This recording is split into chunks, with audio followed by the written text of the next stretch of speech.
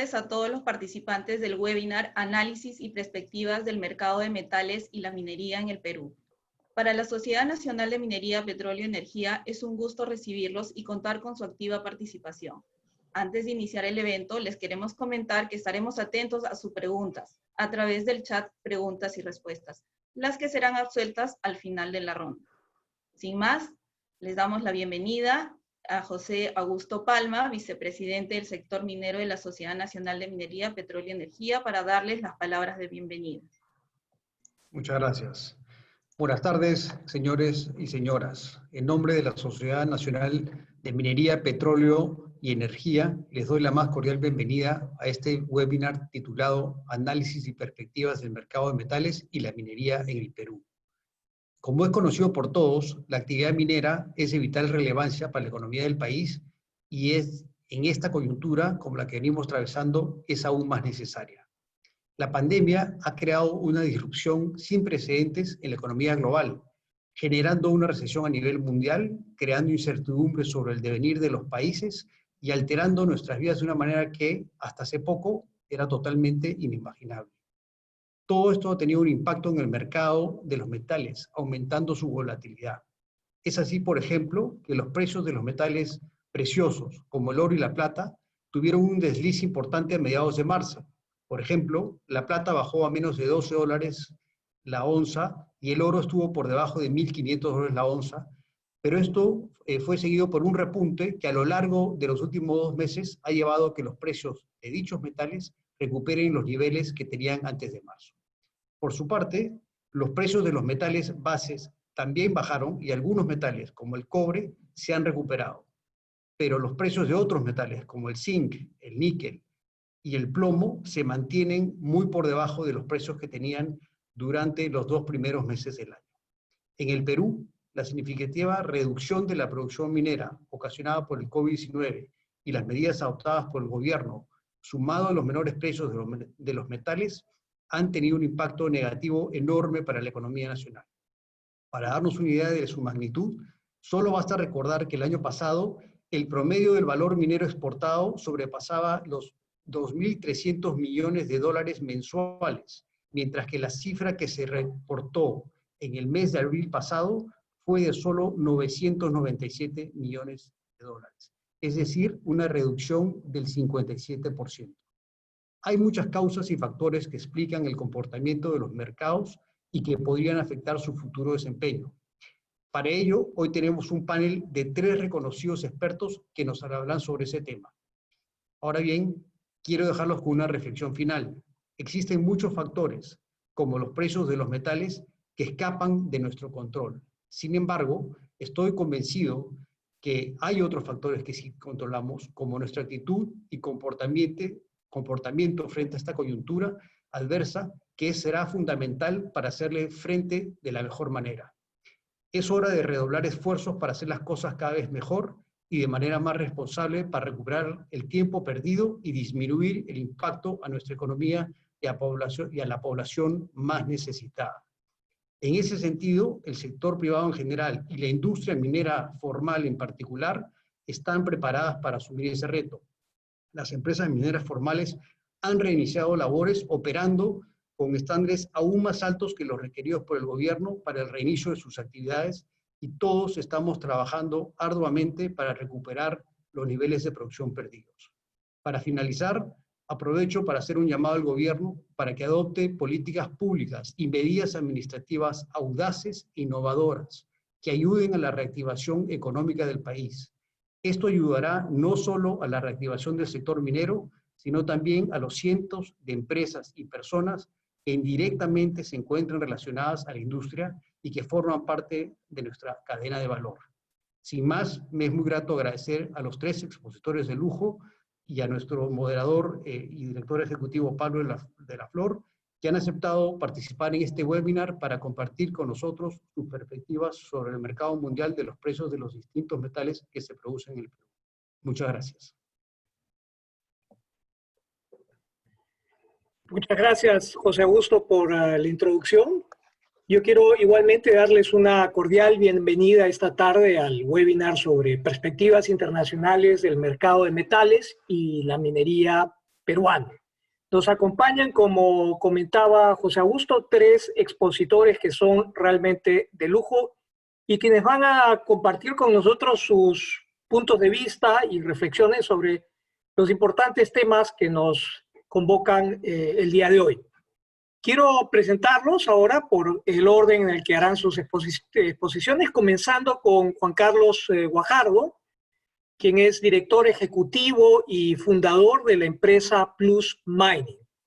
Entre el 2006 y el 2014, Juan Carlos dirigió el Centro de Estudios del Cobre y la Minería CESCO.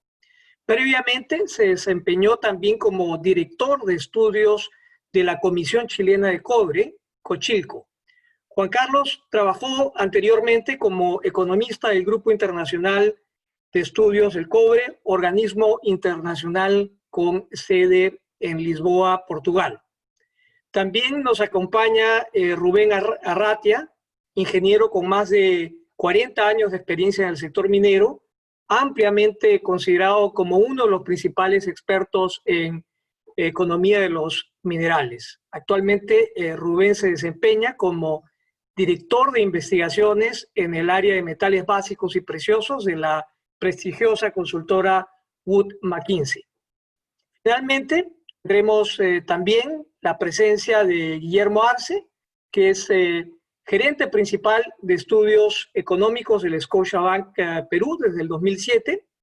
Guillermo es el responsable del análisis y proyecciones macroeconómicas de políticas y del sistema financiero a nivel Scotiabank global.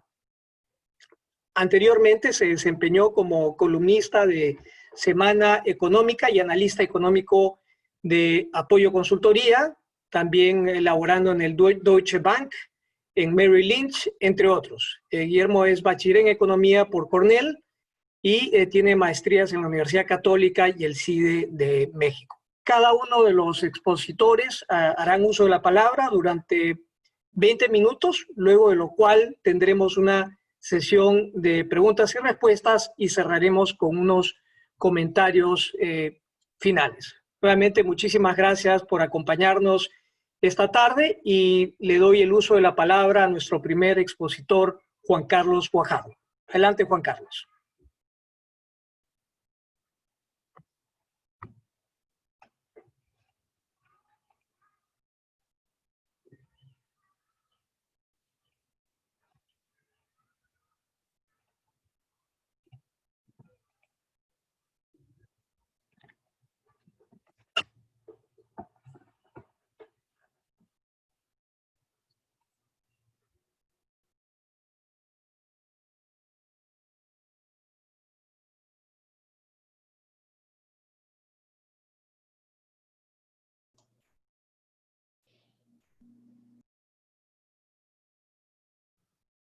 Hola, ¿sí? ¿Me escuchas? Pablo, ¿me escuchas? Lo estamos escuchando, sí lo estamos escuchando. Perfecto.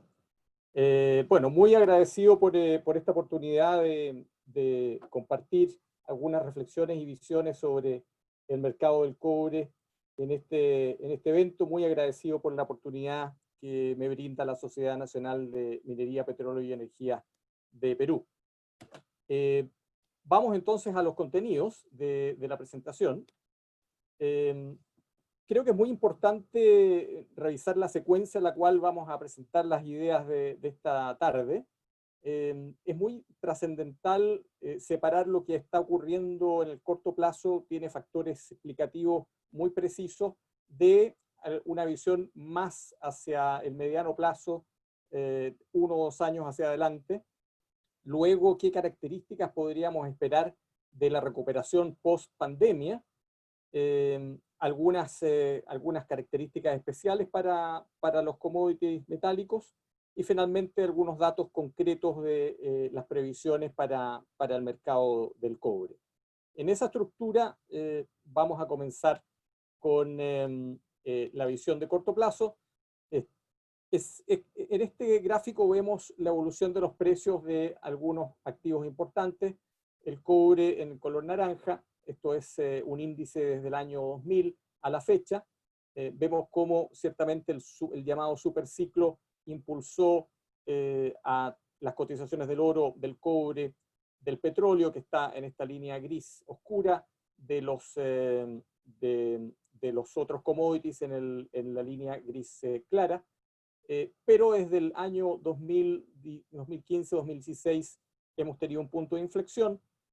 El oro, sin embargo, por sus características de refugio, ante toda la incertidumbre que hemos tenido en los últimos años, se ha mantenido en un buen tono, mientras los otros commodities en general han tendido a declinar en los últimos años. Hay muchos elementos de orden geopolítico y también turbulencias financieras que han estado afectando a los commodities en los últimos años. Pero ese es un marco.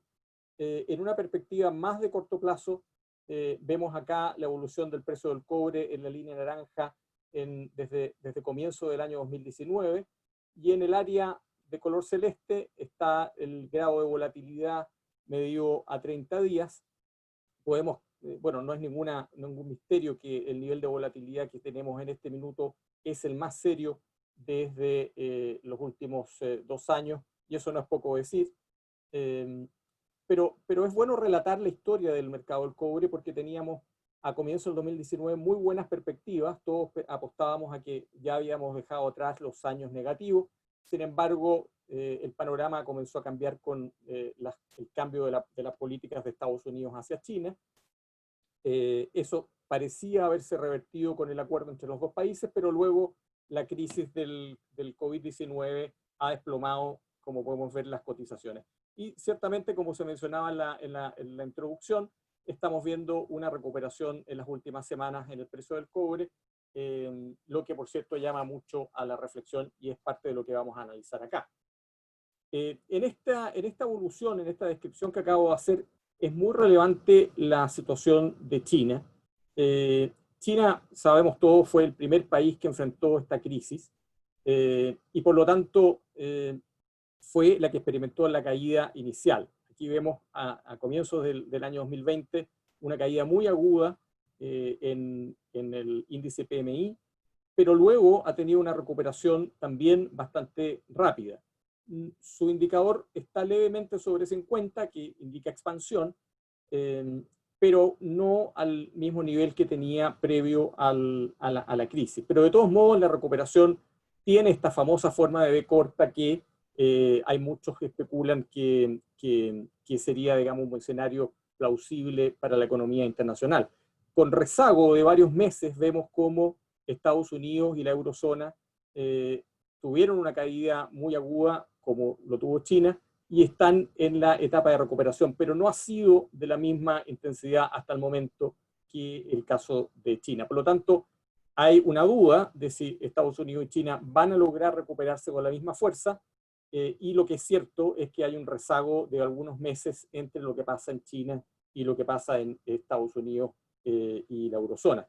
Esto es muy trascendental para entender por qué el precio del cobre ha subido en las últimas semanas, porque es la pregunta que todos se hacen: ¿por qué, si todavía estamos en el medio de la pandemia, tenemos una situación de alza de precios? Y bueno, lo que sucede es que China en este momento está explicando más de lo que habitualmente explica del consumo de cobre. Habitualmente China explica la mitad del consumo de cobre, pero hoy, con la caída de las otras economías, China explica 3/4 partes del consumo mundial. Por lo tanto, las noticias asociadas a China son de la mayor trascendencia para explicar la subida de precios que tenemos hasta el momento. Bueno, y el consenso de cómo va a ser la recuperación apunta a una recuperación hacia la segunda parte del año, como podemos ver en este otro gráfico. Obviamente que detrás de esto, y esto ya entrando en una visión más de mediano plazo, hay una fuerte inyección de recursos de las economías mundiales. Los planes de estímulo son muy altos, estamos hablando sobre el 5% del PIB en la mayoría de los países. La pelota de color naranja indica el nivel de deuda. Es interesante ver que países como Chile o Perú tienen niveles de endeudamiento sobre PIB aún en torno al 40%, mientras que en muchos países desarrollados el nivel de deuda sobre PIB está muy alto. Esto es una cuestión que hay que ponerle mucha atención, lo voy a decir más adelante, porque las dinámicas de crecimiento económico que se vienen, en esas dinámicas, la situación de deuda nos parece que va a ser muy relevante. Pero bueno, estos estímulos ciertamente que han sido un impulso para las cotizaciones de los activos y, por cierto, de los commodities. Otro elemento que ha jugado un rol en el corto plazo es el de la chatarra de cobre. La chatarra ha tenido muchas restricciones. Ustedes se imaginan, la recolección de chatarra con las restricciones sanitarias que hay se hace muy difícil, y eso se aprecia en los datos que estamos viendo acá. Estas son las importaciones de chatarra hacia China. En el periodo octubre-abril han prácticamente disminuido a la mitad de lo que es un año normal. Por lo tanto, se proyecta que solamente por el concepto de menor disponibilidad de chatarra van a existir 600.000 toneladas de cobre menos este año. Y eso ciertamente que ha estado incidiendo en la recuperación de precios. Hay una disminución de la oferta de cobre por este concepto.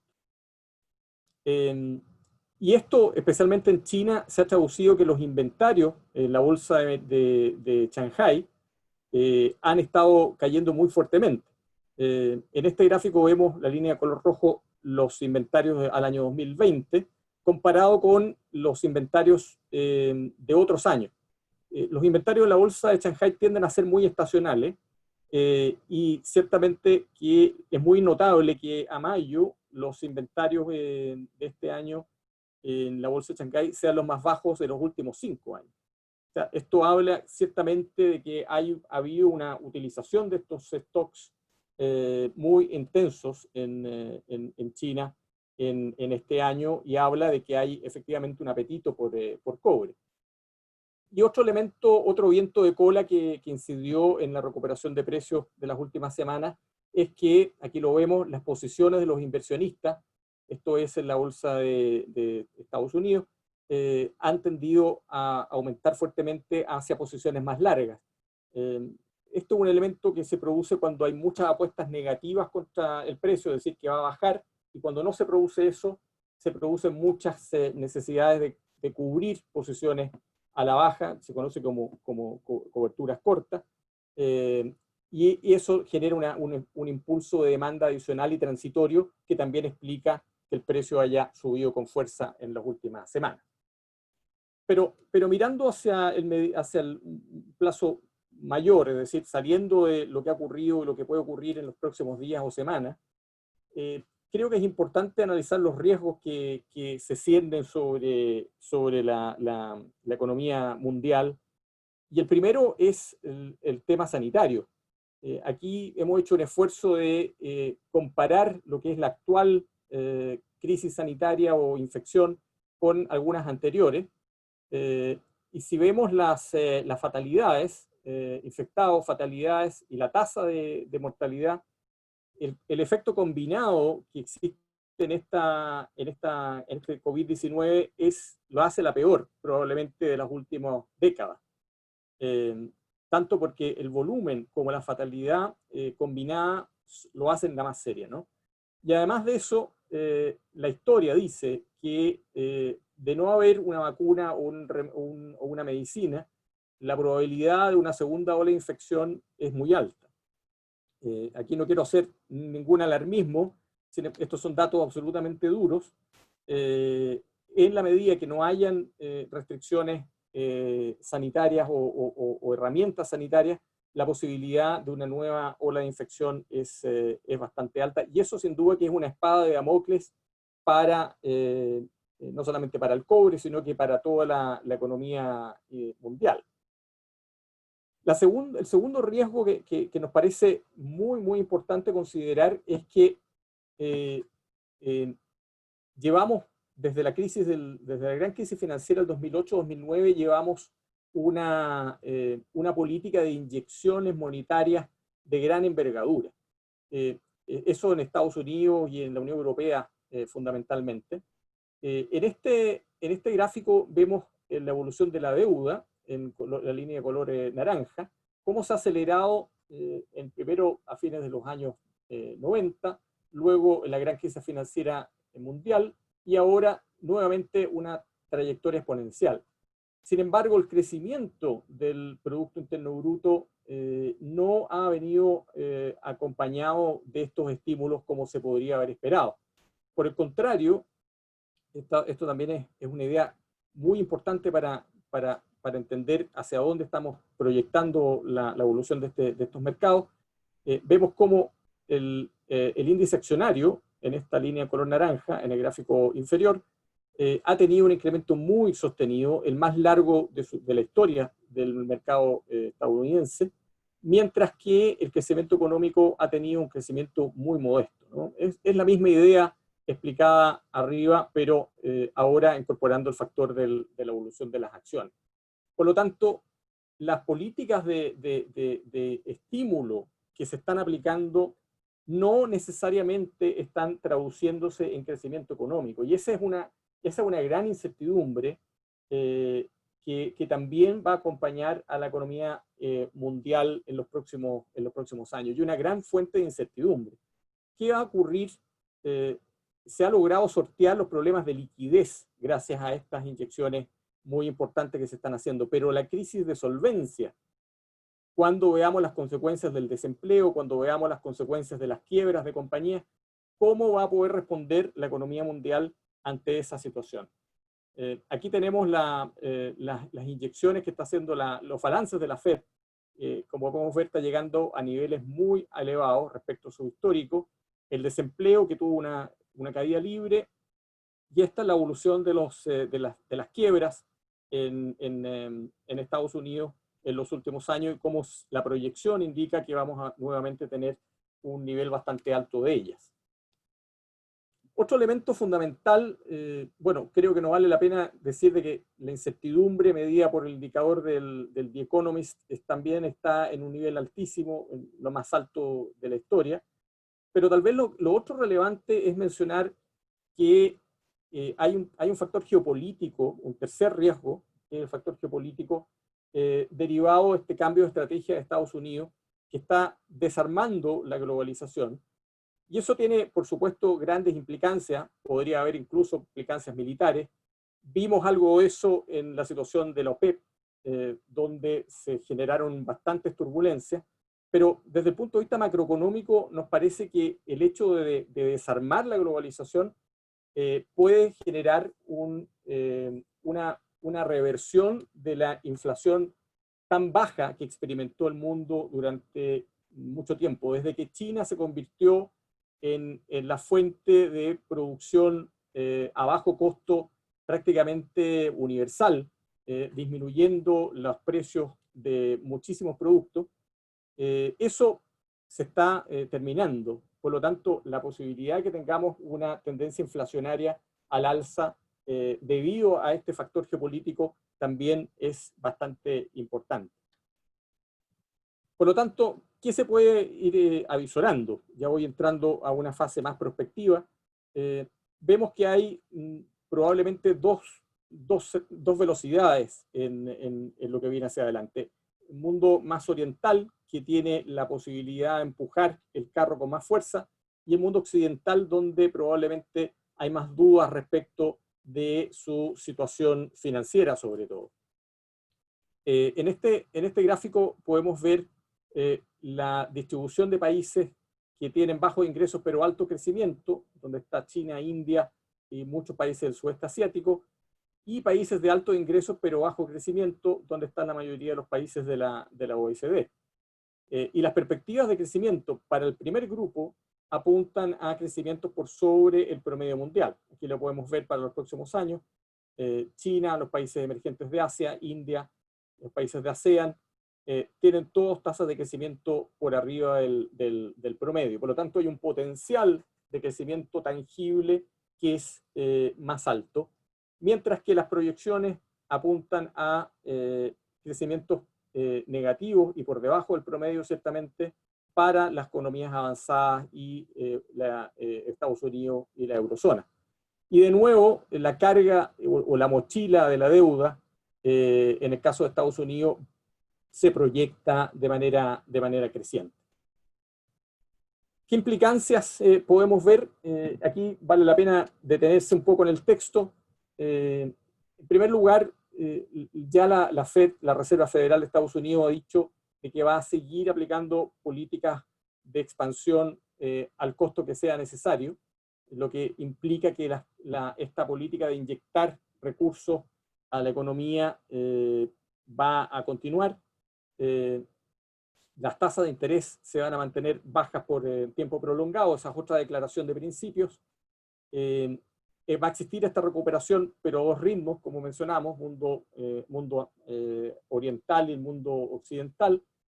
Un factor muy importante que me gustaría introducir también es que vemos que la inversión en la industria se ha visto y va a continuar viéndose afectada, y esto incluyendo la industria minera. La industria minera ha tenido una subinversión relevante en los últimos años, ya sea por problemas derivados de la crisis financiera internacional o por los obstáculos regulatorios, obstáculos ambientales. Los proyectos no se han podido hacer, por lo tanto hay una restricción en este punto. Otro aspecto es el debilitamiento del dólar y una creciente duda sobre su rol hegemónico en la economía internacional. Otro factor muy trascendental, como sabemos, las materias primas se denominan en dólares y por lo tanto un fortalecimiento tiende a encarecerlas y un debilitamiento lo contrario. Y el hecho de que el dólar pudiera perder su rol hegemónico, ciertamente que puede ser un cambio tectónico, cambio de grandes consecuencias para la economía mundial.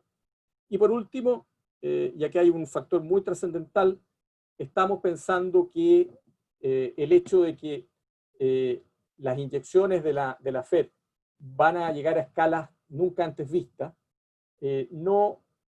esta vez no van a tener solamente un impacto en los mercados accionarios, sino que pensamos que va a traducirse en un monto de inflación más alto, cosa que no ha ocurrido hasta ahora. Y al ocurrir eso, vamos a ciertamente ver un impacto en la cotización de las materias primas. Aquí en esta tabla, que es un poco confusa, pero no es tanto, este es el dólar, el índice dólar. Históricamente, esta es una regresión desde el año 2001 al 2020, cuando hay un debilitamiento del dólar, el impacto es positivo sobre la cotización del cobre. Eso es una regla y pensamos que es algo que podríamos esperar hacia adelante. Y un último factor que me gustaría mencionar es el impacto sobre la producción de cobre. Tenemos la impresión de que esta crisis va a significar un impacto más alto de lo que se ha esperado en reducciones de producción. Estas son nuestras estimaciones, pero estamos considerando un rango entre 4 a 8% de menor producción de cobre en el mundo este año, lo que puede sin duda jugar un papel muy importante en que el mercado del cobre no tenga los superávit que se habían previsto a partir de esta crisis y tengamos un mercado mucho más estrecho de lo que se había anticipado. La situación de Chile y Perú, por supuesto, como los dos principales países productores del mundo, es la que va a aportar mayor volumen a esta situación. Bueno, y por último, ¿qué esperar? Si bien, como decía, hay una expectativa de un superávit importante para este año, creemos que hay que poner atención a que la demanda china puede tener un ritmo importante de recuperación, no así el mundo occidental, y si dejamos de lado por un momento los importantísimos riesgos que ya describí, el hecho de que existan restricciones tan importantes a la oferta nos llevaría a un mercado más balanceado de lo esperado y por lo tanto a un nivel de precios de commodity que podrían ser más altos también de lo que teníamos considerado al comienzo de esta pandemia. Eso es, para no extralimitarme en el tiempo, creo que me pasé un par de minutitos, pero bueno, les agradezco mucho y quedaré muy atento a los comentarios y preguntas al final. Gracias.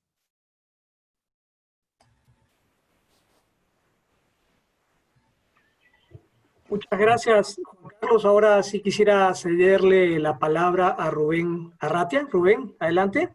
Muchas gracias. Muchísimas gracias, Pablo.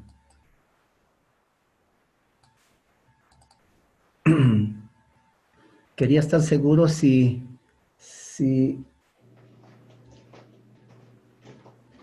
a ver.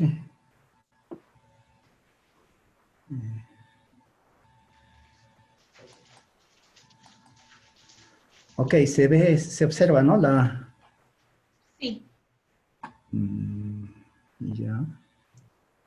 Y voy a solamente a un segundo a reducirla.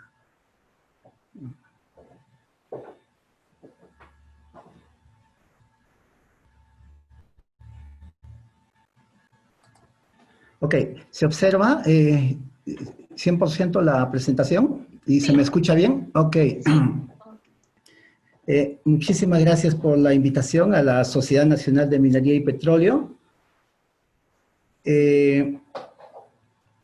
Voy a primero a retirar un segundito, voy a retirar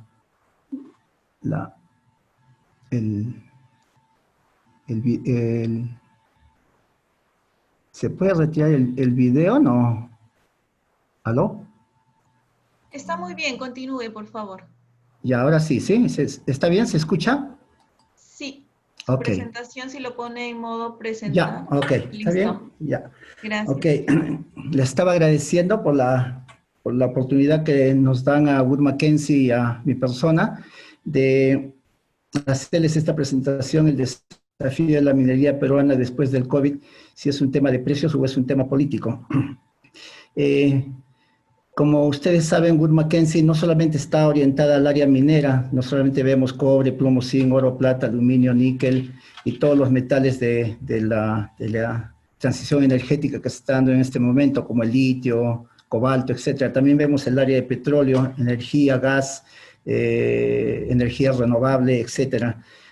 Tenemos como 1000 analistas alrededor del mundo y tenemos la posibilidad de estar monitoreando los impactos que está generando el COVID y los impactos también que se están dando o los cambios estructurales que se están dando en el corto, mediano y largo plazo. A manera de introducción, el biólogo y antropólogo David Wilson, americano, profesor, decía de que la vida es una jerarquía de necesidades. Y en realidad en estos momentos, como todos saben, dada la pandemia, la gran necesidad en estos momentos en el corto plazo es el desempleo, la necesidad de cubrir el hambre.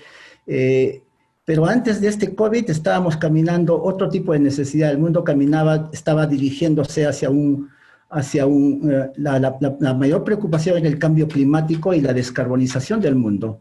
Esto pasaba por reemplazar la energía, digamos, que se producía mediante petróleo, gas, etcétera, y producir energía a través de energía renovable, la energía solar, eólica, etcétera. Y también pasaba por desfasar el uso pasa por desfasar el uso de los vehículos de combustión interna, gasolina, y transformarlos a vehículos eléctricos. Esto, en términos prácticos, significa que, de acuerdo a los analistas de Wood Mackenzie, que para mediados de la próxima década se va a necesitar muchísimo más cobre y se va a necesitar menos petróleo. Es en este contexto que voy a hacer esta presentación. Voy a hablar un poquito del oro, casi nada realmente. Básicamente casi todos saben que cuando hay crisis el precio del oro se dispara, a menos que haya falta de dinero en el sistema. Pero es lo que ha ocurrido con el oro. Tenemos $1.700, encima de 1.700, la plata encima de $17 la onza, lo cual ampliamente cubre los costos, no solamente los costos desembolsables, cubre prácticamente todos los costos totales, y prácticamente está encima del precio de incentivo para generar nuevos proyectos de oro. En el caso de la industria de zinc, el zinc es tal vez la industria que más ha sido golpeada, digamos, para los propósitos de Perú, es el que ha sido más golpeada, y hay, yo diría, 3 factores. Primero, que la demanda se desbarrancó, casi 1 millón de toneladas de de zinc refinado se está esperando que se deje de consumir en el año 2020. Los stocks empezaron a subir de 35 días que los teníamos el 2019, se subieron a 61 días, el precio se cayó de 115 centavos a 86 centavos, y a eso hay que agregarle que vino el COVID, y a eso todavía le tenemos que agregar de que el mercado de zinc estaba, digamos, de alguna manera en superávit de concentrados de zinc. Entonces tenemos precios bajos, maquilas sumamente altas del costo de tratamiento por las fundiciones, y las perspectivas, digamos, no se ven bien porque el superávit de concentrados para el año 2021 y 2022 todavía se va a sentir que la cantidad de concentrados es bastante elevada, y en consecuencia las maquilas van a seguir estando altas, y los precios van a depender mucho de cómo se recupere la economía mundial. En el caso del cobre, como lo mencionó anteriormente el expositor, el cobre no ha sido tan golpeado, digamos, por los factores que él mismo indicó, digamos el factor China, etcétera. Los precios de cobre no son precios de incentivo para incentivar nueva producción de cobre, pero sí cubren, digamos, sus costos desembolsables prácticamente del 100% de la industria. Ahora, ¿qué países están en mejor posición para atraer inversión? De eso vamos a conversar más adelante, y también vamos a responder la pregunta si el problema de Perú es un problema de precios o falta de competitividad, o es falta de liderazgo político. El Perú, como pueden observar en esta gráfica, este es un índice de precios. El Perú ha tenido una magnífica, digamos, performance en cobre, como pueden ver en línea celeste, de 0.55 millones de toneladas en 1900, la producción de Perú subió en estos momentos a 2.45 millones por tonelada. Con la salida de Quellaveco y Mina Justa para el 2024, el Perú va a producir 2.75 millones de toneladas, que ese es el pico, digamos, de producción de Perú. Después de ello va a empezar a bajar la producción significativamente, pero el Perú tiene bastantes proyectos que sacar, de los cuales también vamos a hablar más adelante. En el caso del oro, los últimos 15 años, la producción del oro ha ido bajando de 208 toneladas, digamos, a 128 toneladas el día de hoy.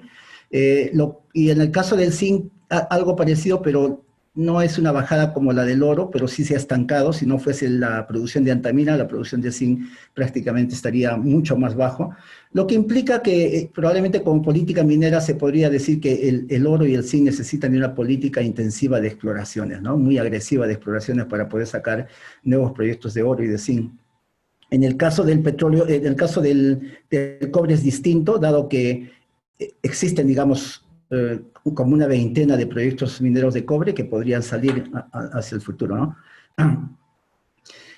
Cuando hay una crisis de precios como la que estamos viendo, a veces es muy difícil saber predecir qué va a pasar en el futuro, ¿no? Hay demasiada incertidumbre tanto en el lado de la demanda como en el lado de la oferta. Entonces, tal vez la mejor manera de poder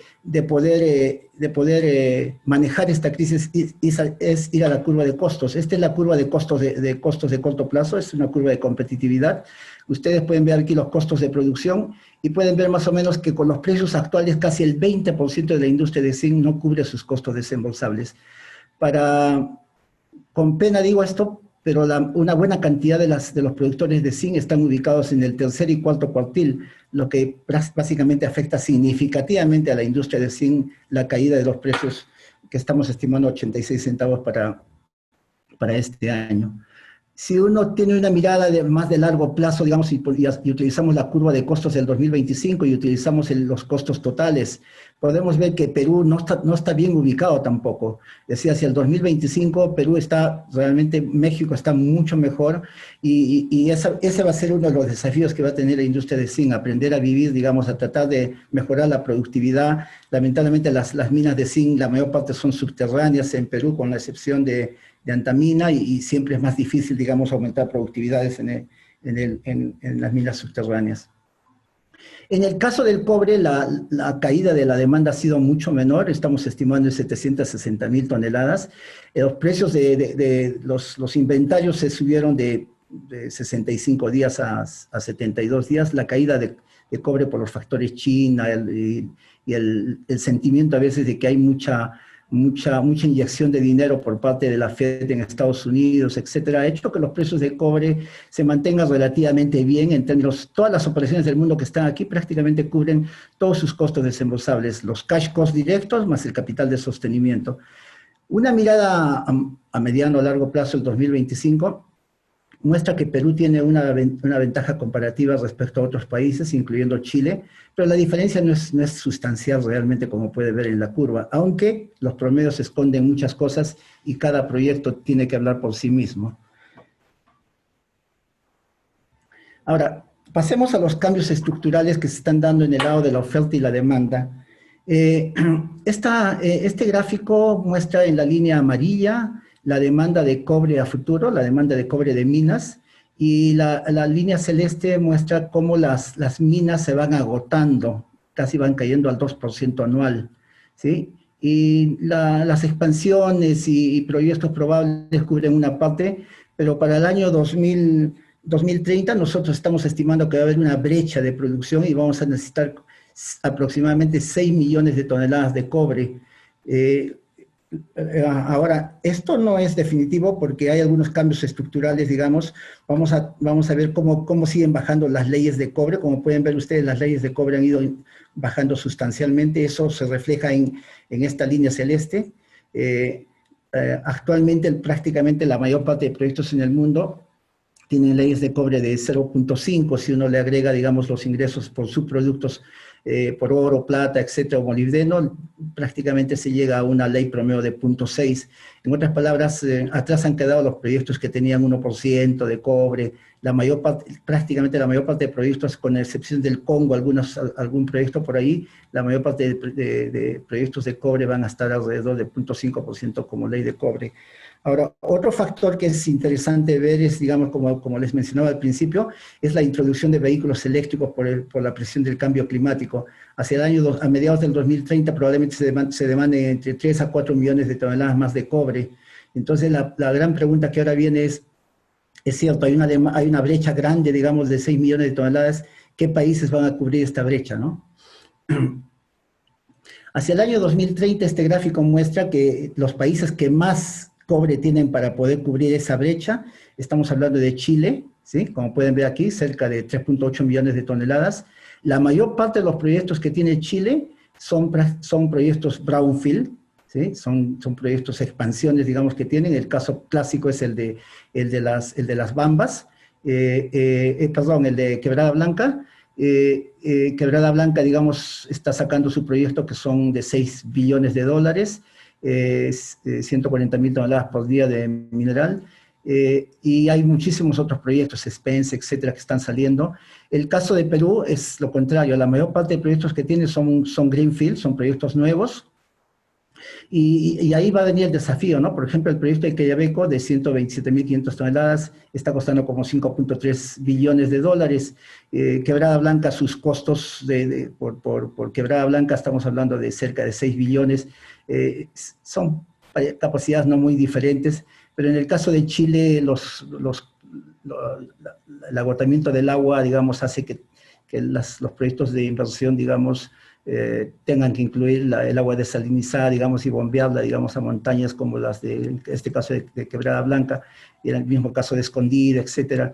Ahora, es importante mencionar, ver esta comparación. En el caso de Quebrada Blanca es una concentradora más, y estamos hablando de 6 billones de dólares. En el caso de Perú, Quellaveco es una mina y es una planta concentradora, lo cual muestra que Perú tiene algunas ventajas comparativas, pero ¿dónde van a salir los proyectos? En realidad, ese es un desafío para las naciones, va a ser cómo atraer inversión en un entorno de recesión como la que estamos viviendo y la que vamos a vivir por varios años seguramente. Lo sintomático es que, de hecho, digamos, los proyectos van a salir en países donde hay mayor institucionalidad, donde hay un récord histórico de respeto a las leyes que el propio país emite, ¿no? En este caso, por ejemplo, el caso de Perú es una pena, digamos, que haya tenido como parte de su track record el caso de Santa Ana, digamos, y el caso de Tía María, que prácticamente por 2 veces consecutivas se les dio un permiso de construcción y el proyecto no ha salido, ¿no? Es decir, es también irónico que un país, digamos, que necesita de tanto empleo, digamos, no salgan los proyectos. La semana pasada en Australia se acaba de anunciar que la mina de carbón de 10 millones de toneladas al año, con una inversión de 1.500 millones de dólares, está saliendo bajo el sistema de Fast Track. ¿Y cuál es la excusa de este Fast Track? Es el desempleo que está dejando el COVID. Esto muestra, digamos, de que los países ante esta situación del COVID van a tener que modificar su política para poder atraer la inversión extranjera para estos proyectos de cobre, que dicho sea de paso son inversiones gigantes las que se necesitan. Ahora, un poquito de historia en el caso de Perú.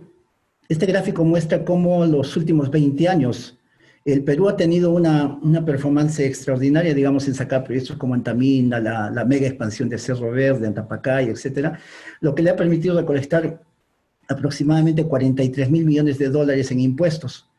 Estos impuestos en regalías, impuestos, regalías y otros, y el cálculo está hecho después de escudos fiscales, lo que quiere decir que es neto lo que ingresa al gobierno, ¿no? La gran pregunta es si esta historia podrá ser repetida. El Perú, como hemos visto, cuenta con más o menos 18 proyectos. Si sacamos aquí a Pellabeco, que ya está en desarrollo, y Mina Justa, digamos, también acá no está Río Blanco, acá no está Tambo Grande, pero hemos calculado que aproximadamente el valor presente de estos proyectos son como 27 mil millones de dólares. Si llegasen a desarrollar estos proyectos, habría una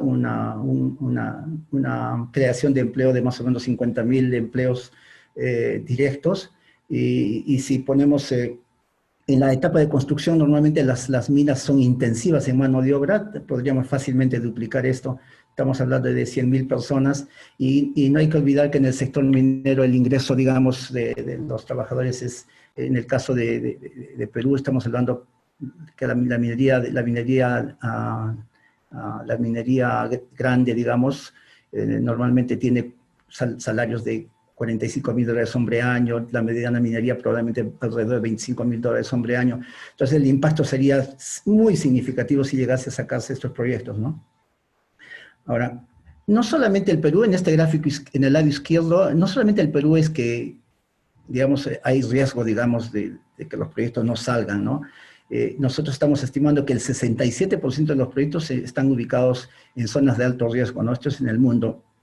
Ahora, un análisis de riesgo de nuestra compañía hermana, que es Maplecroft, pone a Perú como un país de alto riesgo, ¿sí? Conjuntamente con Zambia, Brasil.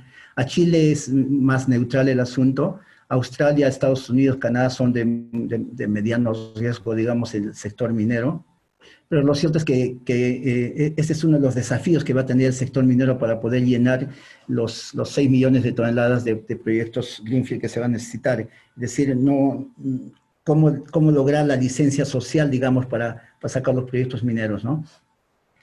Para concluir, quisiera mencionar de que la historia de la minería peruana de los últimos 20 años es una historia de éxito empresarial, una historia de minería moderna, es decir, de responsabilidad ambiental, social y de gobernabilidad corporativa, pero también es un éxito del gobierno, ¿no? En el segundo punto, el entorno de hambre y desempleo que vemos sin precedentes, su gran desafío ahora va a ser cómo sacar los 20 proyectos mineros que pueda tener, ¿no? Y tal vez tomar como ejemplo el caso de Australia, que acaba de sacar este proyecto. Los proyectos de cobre en cartera son competitivos, tienen precios de incentivos bastante competitivos. Su gran desafío va a ser la licencia social, que en muchos casos es una odisea, digamos, sacar la licencia, dado que a veces se otorga la licencia social, y eso no es garantía de que se otorga la licencia o el permiso ambiental y el permiso para construir, y eso no es garantía en el Perú todavía de que tu proyecto vaya a salir, ¿no? Por otro lado, creo que es claro que sin inversión de capital político, si los políticos y los partidos políticos no creen, digamos, en el sector minero, no creen que el sector minero sea el sector más importante de la economía y que podría seguir siéndolo en las próximas décadas, va a ser muy difícil que el Perú pueda repetir los 20 años de éxito que ha tenido en el pasado. Muchísimas gracias.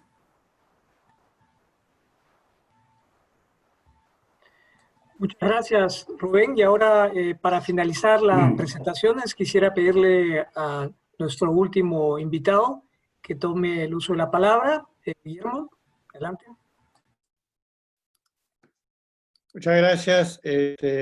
Muchas gracias, Pablo. Gracias a José también y a la Sociedad Nacional de Minería, Petróleo y Energía por la oportunidad de exponer, y al auditorio por escucharnos. ¿Ya? No es casual, creo que Rubén haya dedicado buena parte de su exposición a hablar de los retos que hay para hacer minería en el Perú. Me ha tocado un poco el tema de hablar de las repercusiones, retos y oportunidades, enfatizar ese tema en mi presentación. Vamos a empezar. Y me dicen, bueno, estos retos y repercusiones en el escenario nuevo, actual. Hay un escenario nuevo por lo del coronavirus, pero muchas cosas el escenario no es muy diferente al anterior. El punto de partida es similar, el mundo sigue necesitando de los metales, no es nuevo, lo va a seguir necesitando, y Perú sigue siendo uno de los países metaleros más importantes del mundo. Eso también ya se mencionó, cómo hemos cobrado mayor importancia a nivel mundial en la producción de cobre, hemos reducido nuestra importancia en los metales preciosos, pero seguimos siendo importantes en una serie de metales. Y estamos en un contexto nuevo, COVID-19 y sus secuelas. Y si comparamos y vemos cómo ha sido el desempeño de los metales más importantes del país con el pasado, hemos visto que la minería ha sido relativamente resiliente, ¿no? Y lo sigue siendo. En el pasado sí había un impacto sobre la producción, en algunos casos, en el 1998, sobre los precios importantes de exportaciones también. Ha habido otros factores que se han sobrepuesto. En 1998 sí hubo un impacto bastante grande sobre los precios, pero al mismo tiempo Yanacocha estaba creciendo, su producción, hubo algunos efectos compensatorios. En la crisis del 2009, hubo un impacto bastante significativo también en los precios. Ahí sí volvieron las exportaciones, pero se recuperaron. Esta crisis, porque la crisis del 98 y 2009 eran crisis del sistema económico y sistema financiero. Esta crisis no tiene ese aspecto del sistema financiero, como los precios de los metales dependen, por un lado, de oferta y demanda, pero por otro lado, de posicionamiento y flujo de capital en los mercados financieros.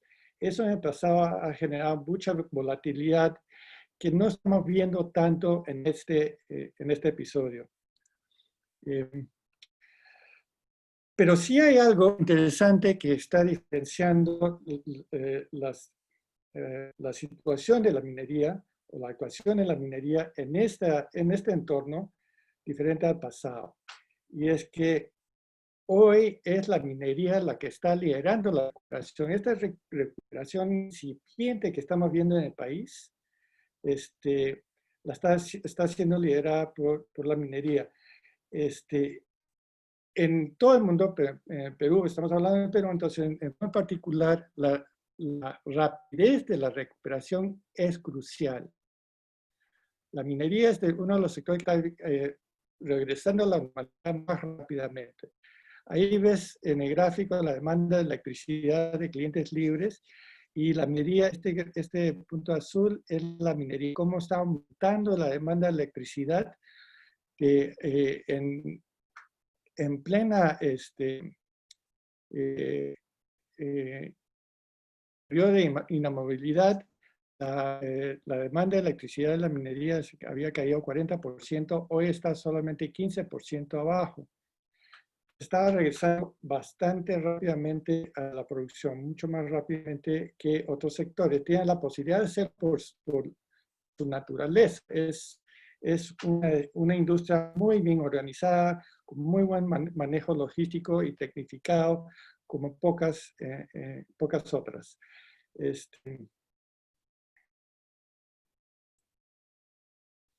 Y es también uno de los sectores que está más soporta la inversión privada. Si la inversión minera cayó 28%, perdón, cayó 20%, o más bien, proyectamos que caiga 28% en el 2020, como ven en el gráfico inferior izquierdo.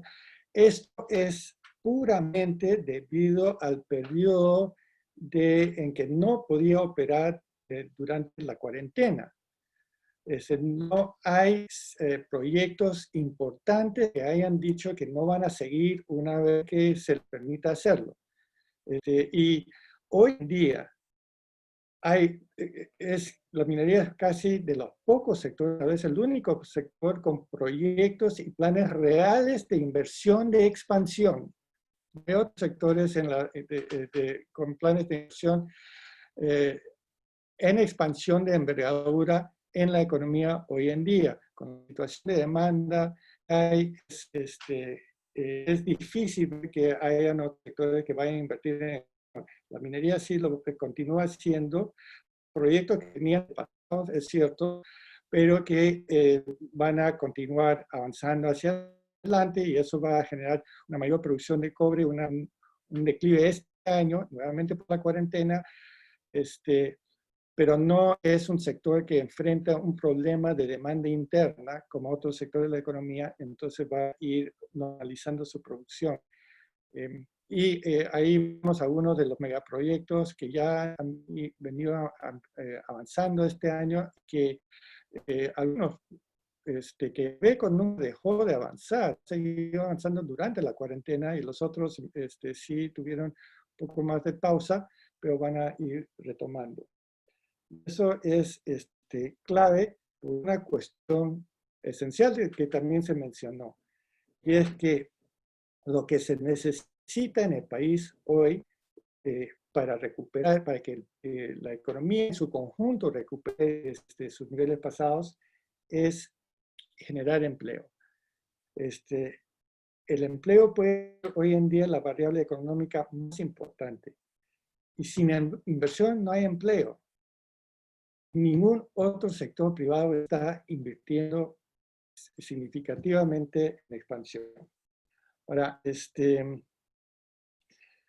menciona mucho, ¿no? Siempre hay esa frase que Perú es un país minero. Creo que me gustaría pensar que somos demasiado diversificados como para que eso sea plenamente cierto, pero lo cierto es que la minería ha sido importante. No es el sector que más ha crecido en el Perú en los últimos 20 años. La agroexportación ha crecido más, la construcción, los servicios de educación, una serie de industrias de consumo han crecido más. Pero la minería ha cobrado importancia en el país en las últimas. El peso de la minería en exportaciones era 25% en los años 50. Pasó entre 40 y 50% en el periodo largo entre 1960 y 2000. Y hoy está cerca del 60%. Entonces, su peso en exportaciones ha crecido enormemente y eso significa que su peso en establecer los balances macroeconómicos también ha crecido.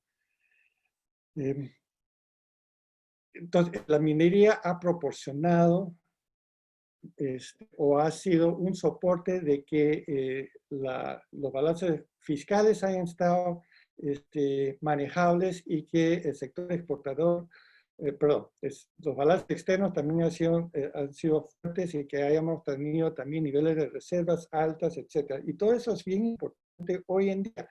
Es esa plataforma que nos ha permitido enfrentar el coronavirus. La estabilidad y la fortaleza de nuestros balances económicos no existiría si no fuera por este 60% de exportaciones que tenemos. E incluso iría un poco más allá.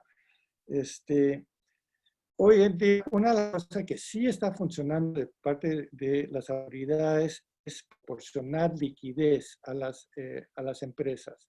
No es perfecto, está llegando a todas, de los problemas que tuvimos en la crisis de 1998 fue un problema de liquidez. Entonces, hoy en día sí está yendo liquidez a tasas de interés bajas. El hecho de que haya espacio para hacerlo y mantener las tasas bajas también se debe a que a la disponibilidad alta de reservas que tenemos, gracias a la solvencia fiscal también. Y esos son los factores que están ayudando a asegurar la cadena de pagos hoy en día. De alguna manera, yo no sé si el programa Reactiva habría podido ser de la envergadura que ha sido si no fuera por este tipo de soporte de los balances macroeconómicos. Entonces tenemos este sector que es tan importante, tan crucial para la economía y es particularmente importante hoy en día en este contexto del coronavirus, en que se está liderando la salida de la crisis, está invirtiendo en ampliación. Entonces, uno se pregunta si es tan importante la minería, ¿por qué existe esta especie de sensación de desazón en la industria? Y en lo que analizamos la industria lo sentimos, hay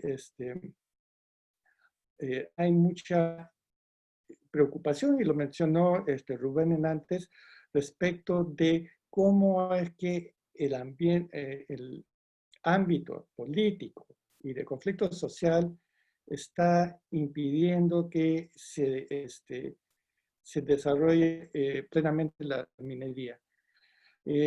Como país no estamos manejando bien la minería, mi impresión, y hoy en día que estamos en este riesgo de empobrecimiento, aumento de desnutrición y mortalidad infantil por el coronavirus, es vital activar los proyectos paralizados de la minería, que son envergaduras, tienen importancia, que también Rubén Arratia ya mencionó. Como sociedad también siento que no sabemos usar bien los recursos de la minería. El coronavirus nos encontró con una situación de infraestructuras de salud muy pobre, pero también poco, porque hemos estado generando los recursos para estar en una mejor situación. Que según la Sociedad Nacional de Minería, Petróleo y Energía, y estos gráficos son también de ellos, se ha generado 65.000 millones en canon de regalías entre 2009 y 2018, lo cual habría podido cerrar la brecha de infraestructura en educación, salud y agua y saneamiento. Esas son las cifras que necesitaríamos para cerrar esas brechas, teniendo los recursos con lo generado en canon. Y sin embargo, esas brechas subsisten, no se han mejorado. COVID-19 no habría tenido el impacto que viene teniendo de haber usado los recursos adecuadamente que hemos estado generando.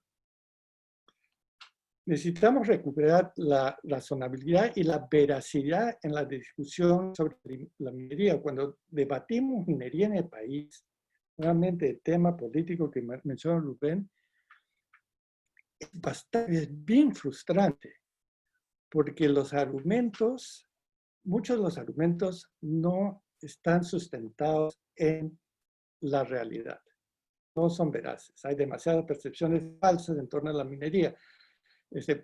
Incluso no es que la minería puede estar divorciada o separada de los temas ambientales, pero deberíamos, la forma de afrontarlo es con una normativa ambiental y con el uso de tecnología minera que ya existe, y con esas dos cosas debería ser un problema resolvible. Deberíamos, y si es que no existe un problema, eso sí es que hay un tema ambiental. Si no hubiera un tema ambiental, deberíamos ser capaces como sociedad de hacer ver y prevalecer esta verdad. El agua sí es un problema también, pero en cuanto a un proyecto minero, es un tema técnico y debe ser como un tema técnico dentro del proyecto. Sí es un problema, es de una mega problemática a nivel del país. requiere una política que tome en cuenta el cambio climático. Y dentro de esa problemática, la minería son capítulos, es una partecita. El problema del agua trasciende la minería y no estamos viendo esa dimensión.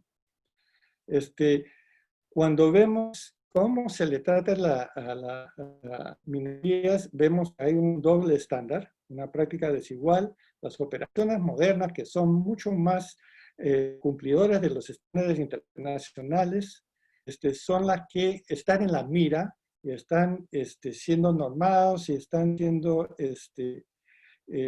sopesados y evaluadas continuamente. Y la minería informal, que es donde hay los problemas ambientales reales, está dándose mucho más libre. Control y supervisión estatal es desigual, es más exigente con la minería formal, casi inexistente con la informal. ¿Qué necesitamos? ¿No? Viendo los retos nuevamente, ¿qué necesita la inversión minera de Perú? Necesitamos una cosa muy simple, necesitamos operar en un estado de derecho e igualdad de tratamiento, nada más. La protesta no es la forma en que una sociedad debe tomar sus decisiones. La forma de tomar las decisiones es apegarnos a la ley y al derecho. Y si la ley no es adecuada, se cambia. Pero no se puede dejar que la protesta esté por encima de la ley. Necesitamos regresar a unas ideas más básicas en el manejo de nuestros recursos naturales. Necesitamos reconocer que los recursos naturales son nacionales, no son regionales ni locales. La Constitución dice, los recursos naturales renovables, no renovables, son patrimonio de la nación, no de una región.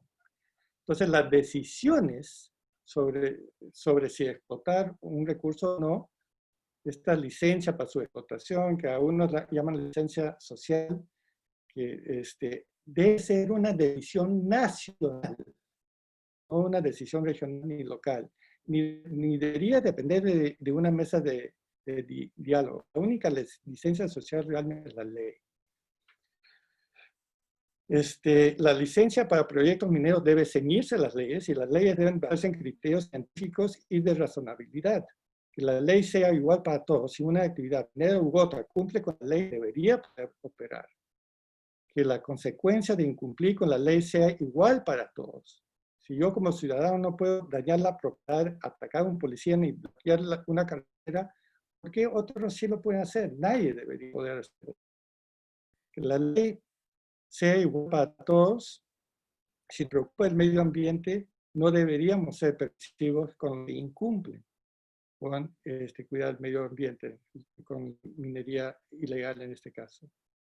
Y que impere la veracidad en la discusión ambiental, tanto de parte de los promotores como de los detractores. En suma, necesitamos como sociedad poder depender del Estado en el cumplimiento de la ley y de esas ideas básicas. Gracias. Muchas gracias, Guillermo. Muchas gracias a nuestros tres expositores por las excelentes presentaciones. Hemos recibido una serie de preguntas que voy a tratar de resumir y compartir con ustedes. Y esta vez vamos a hacerlo al revés, así que vamos a comenzar con, no te vamos a dar un respiro, Guillermo, vamos a comenzar contigo. Y quiero referirme a uno de tus comentarios en la presentación que me pareció muy pertinente, que tiene que ver con la prioridad que el esfuerzo nacional debe tener en este momento respecto de la recuperación del empleo y la directa vinculación de la recuperación del empleo con la inversión privada, ¿no? Y tú muy bien has señalado el rol que la minería ha jugado en dotar al Estado de esa solvencia fiscal que finalmente es la que ha permitido que buena parte de los programas que se están implementando se puedan implementar porque los recursos se generaron de esa manera. Pero a la luz de lo que estamos viendo, Guillermo, sobre el quehacer en el Congreso, ¿qué riesgos ves tú de politización de decisiones que a la postre puedan terminar afectando inclusive más negativamente el quehacer económico del país? Gracias, sí. Mira, desde hace cierto tiempo, en realidad, hay la inversión es difícil invertir en el país. Es difícil. Hay un problema de sobreregulación que viene de mucho antes. Tanto así que varios gobiernos han tratado de enfrentarlo con comités que tratan de remover trabas tanto para la inversión pública como para la privada, sin mucho éxito. Muchas de estas trabas están saliendo del Congreso, de congresos anteriores y de este Congreso también. No sé, sí veo que este Congreso sigue en esta línea, y veo que este Congreso es parte de un entorno político que desalienta la inversión y está desalentando o desanimando al sector privado en forma general. Y cuando tú tienes, están, digamos, generando un riesgo o una sensación de incertidumbre, cuando hay incertidumbre no se invierte. Entonces, sí es un factor. Sí, hoy en día hay un factor de demanda, un factor económico, pero la inversión privada venía débil desde antes de coronavirus. La razón de eso creo yo, en gran medida por sobreregulación. Y eso es algo que tenemos que enfrentar como sociedad. Muchas gracias, Guillermo. La segunda pregunta es para Rubén. Rubén, tus comentarios respecto del caso de Valeria en Australia han generado muchísimo interés entre los participantes, quienes piden que puedas compartir con ellos algunos detalles más. Este es un proyecto de carbón de más de 1.000 millones a cargo de Glencore, entiendo yo. Y para contextualizar esa preocupación, en el Perú llevamos los últimos años bregando, como señalaba Guillermo, con la sobreregulación. Ha habido un crecimiento exponencial en materia regulatoria que hoy por hoy se ha convertido, conjuntamente con la conflictividad social, en el segundo elemento más perturbador y que más dificultades genera en términos de generación de interés entre los inversionistas. ¿Qué lección podemos extraer de esta experiencia tan interesante en Australia, Rubén? Muchas gracias, Pablo. Sí, es un tema sumamente interesante realmente. Es decir, es un poco irónico, ¿no? Como países relativamente ricos, Australia tiene una calidad de vida extraordinaria. Países que ante la pérdida del empleo reaccionan inmediatamente. No solamente el señor Philip Bobbitt en este caso menciona que la vida es un acto de sobrevivencia. Si la gente no tiene, digamos, está escarbando para llevar un pan a la mesa de sus hijos, los gobernantes australianos pienso que dirán, bueno, aquí en este momento lo más importante no es, digamos, pensar en el mediano largo plazo con los temas que son fundamentales como el cambio climático o el medio ambiente, sino es el hambre, ¿no? O el desempleo. Porque es bien irónico, ¿no? Es decir, el mundo está caminando hacia una descarbonización y sale un proyecto de carbón. ¿Y cómo así que sale un proyecto de carbón si está el mundo descarbonizándose? Porque el desempleo, el empleo es fundamental en una nación. Si no hay empleo, no hay nada. Se puede hablar de muchos proyectos de infraestructura de salud, de carreteras que quiera hacer un gobierno, pero si no hay inversión, no hay empleo, y sin empleo no hay nada, no hay impuestos, absolutamente nada, ¿no? Entonces, este es un tema que los países en desarrollo tienen que considerarlo, ¿no? ¿Por qué las naciones como Australia, inclusive Canadá, etcétera, el mismo Chile, por ejemplo, en Chile difícilmente se para un proyecto minero? Es más, no paró, la minería en Chile no paró durante la época del COVID, no se asustó, tomó las cosas con calma, entendiendo de que las operaciones mineras tienen muchísima mayor capacidad tecnológica logística y gerencial para poder manejar aún temas de COVID. Entonces, hay un desconocimiento muy fuerte en la ciudadanía en general, y esa es la labor empresarial y fundamentalmente política, de que la minería del pasado no existe ya. Esa minería que contaminaba, esa minería que no era sostenible, eso ya pasó hace más de 2 décadas. Hoy la minería tiene tecnología de ciencia ficción. La minería hace un relacionamiento con las comunidades de manera extraordinaria.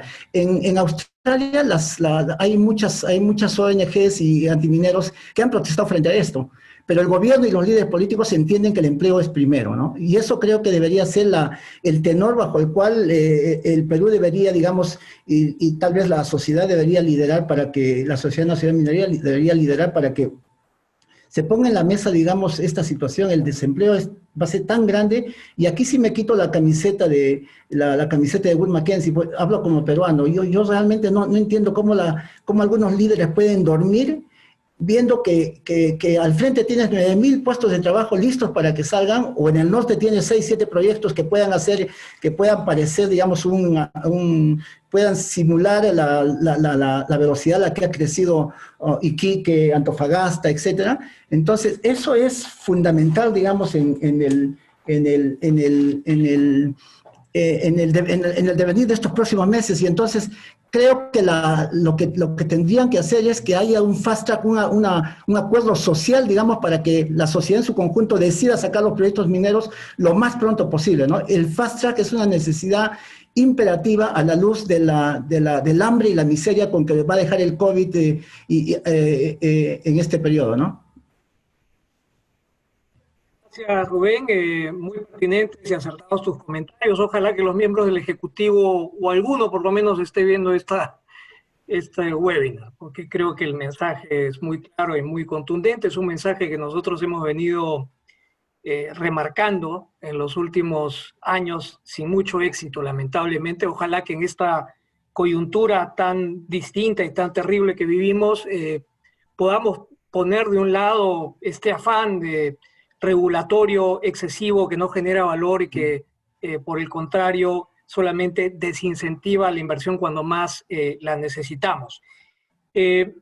Juan Carlos, yo quería preguntarte, aprovechando también el comentario de Rubén, la experiencia peruana y la experiencia chilena en el manejo del COVID han marcado rutas completamente distintas. En Chile no vimos la suspensión de operaciones que se instaló aquí en el Perú, y pues los resultados han sido claramente divergentes. ¿Cuál fue la racionalidad de la decisión tomada en Chile? ¿Cuál ha sido la experiencia vivida en Chile respecto de esta otra forma de vivir el aislamiento social y la excepcionalidad en el trato que se dio a la minería?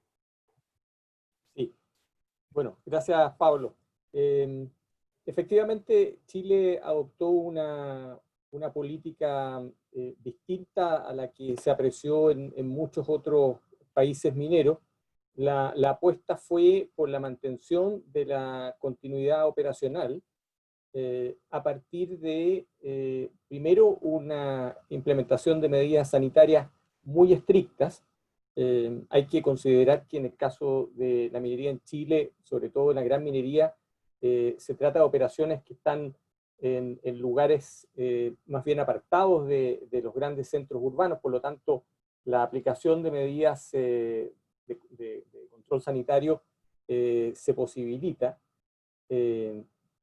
En segundo lugar, en la reducción del flujo de personas, es decir, del 100% del personal habitual se establecieron una serie de disminuciones del orden del 30-50% de menor personal. En tercer lugar, la suspensión mayoritaria de los proyectos, de la construcción de proyectos, debido a que, como muchos saben, la construcción de proyectos involucra una gran cantidad de personas en esta etapa de construcción. Por lo tanto, agregaban una gran posibilidad de contagio de haberse mantenido en torno a las operaciones mineras. Yo diría que son en esencia las 3 medidas más importantes que se han adoptado. Efectivamente, hasta ahora ha habido resultados bastante favorables. Si se observa la producción, se ha logrado mantener, incluso se ha incrementado en algunos casos. Sin embargo, creo que también es importante hacer presente que las medidas generan algunos impactos que probablemente se van a ir observando a lo largo del tiempo, impactos que van a tener que ver con menor producción en algunos instantes. Sin embargo, creo que el valor que ha tenido la política de Chile, lo vamos a poder ver probablemente al final de esta situación, es que se ha logrado mantener el aporte que hace la minería, por ejemplo, en las cadenas de pago. Ha logrado mantener ese flujo vital que le da sustento a las economías regionales sobre todo. Entonces, desde ese punto de vista creo que ha sido lo más destacado. Por cierto, Pablo, que esto no quisiera presentarlo de una manera idealizada. Implementar todo lo que digo ha sido una verdadera batalla. No es para nada sencillo, como comprenderán, mantener estas medidas, pero por eso mismo creo que la gestión que han tenido las compañías ha sido destacable, ¿no? en poder enfrentar estas circunstancias e implementarlo de esa forma. Creo que me gustaría cerrar con un solo concepto. Yo suscribo plenamente lo que han señalado mis colegas panelistas. Creo que la valorización de la industria minera es algo que debiera salir de toda esta crisis. Sin embargo, estamos luchando contra algo muy complejo, que es un tema de percepciones, alimentada por temas ideológicos, alimentada también por algunas tendencias globales que tienden a distorsionar la percepción que tiene la industria minera. Incluso en el caso que describí de Chile, como digo, no es para nada sencillo. Entonces, creo que esta debe ser una oportunidad para una reflexión a fondo y para que la industria también sea capaz de plantear una posición coherente, integrada, para hacer presente su importante rol en el desarrollo de los países, ¿no? Excelente, Juan Carlos. Muchísimas gracias por estos comentarios finales. Ya estamos sobre el tiempo, así que quiero reiterar mi agradecimiento a nuestros tres presentadores. Tenemos muchísimas preguntas que lamentablemente se van a quedar en el tintero, pero será ocasión para abordarlas en otro webinar. La presencia de todos ustedes esta noche creo que es un fiel testimonio de la relevancia e importancia e interés que el tema despierta en los peruanos en una coyuntura tan compleja como la que nos ha tocado vivir. Las presentaciones creo que han sido bastante elocuentes en dar cuenta de las tendencias que vivimos a nivel internacional. La presentación de Juan Carlos muy destacada en graficar lo que viene sucediendo en materia de estas tendencias internacionales, el uso de China, el papel gravitante de China para explicar esta extraña evolución que está teniendo el precio del cobre y la situación general de la industria. Me quedo con una visión un tanto optimista respecto de lo que el futuro post-COVID podría albergar para el sector, dependiendo evidentemente de lo que vaya a ocurrir en los próximos meses. La presentación de Rubén, complementaria de lo que comentaba Juan Carlos en su primera intervención, muy relevantes y pertinentes sus precisiones respecto de el futuro de la industria y concretamente las fortalezas y las ventajas que el Perú tiene, esta importantísima cartera de proyectos, y la pregunta que queda flotando es si es que seremos capaces de reiterar o repetir esta exitosísima historia que tuvimos los últimos 10 años. Creo que ese es el gran desafío que tenemos los peruanos con el desarrollo sostenible del país y el papel que dentro del mismo le corresponde jugar a la minería. Finalmente, Guillermo, con estos comentarios también muy pertinentes respecto de lo que la actual crisis representa en términos de los desafíos para el sector y sus 7 puntos sobre el nuevo tipo de contrato social que necesitamos para sacar adelante el sector. Y nuevamente quiero agradecer a todos en nombre de la Sociedad Nacional de Minería, Petróleo y Energía por su presencia en este webinar y a nuestro extraordinario grupo de presentadores por la gran tarea que han tenido esta noche. Nuevamente, muchísimas gracias con todos y será hasta otra oportunidad. Gracias, Pablo. Adiós. Adiós, adiós. Muchas gracias.